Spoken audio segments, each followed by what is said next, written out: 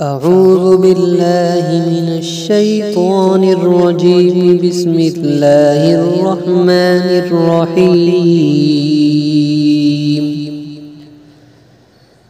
سيقول السفهاء من الناس ما ولاهم عن قبلتهم التي كانوا عليها قل لله المشرق والمغرب يهدي من يشاء إلى صراط مستقيم.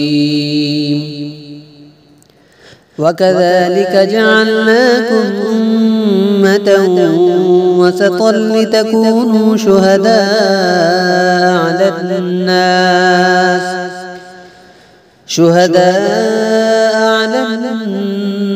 الناس ويكون الرسول عليكم شهيدا. وما جعلنا القبلة التي كنت عليها إلا لنعلم من يتبع الرسول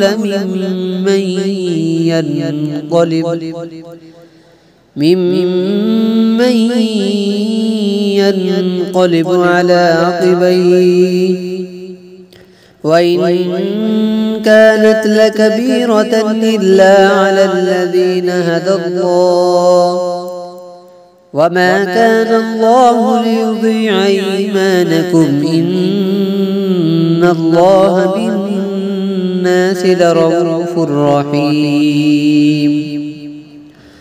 قد نرى تقلب وجهك في السماء فلنولينك قبلة ترضاها فول وجهك شطر المسجد الحرام وحيث ما كنتم فولوا وجوهكم شطره وإن الذين أوتوا الكتاب ليعلمون أنه الحق من ربهم وما الله بغافل عما يعملون.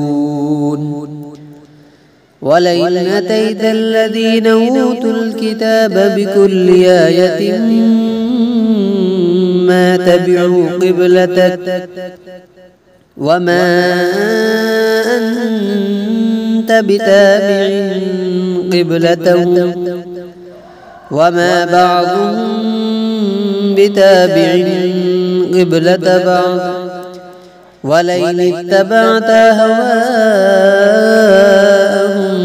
من بعد ما جاءك من العلم إنك إذا لمن الظالمين.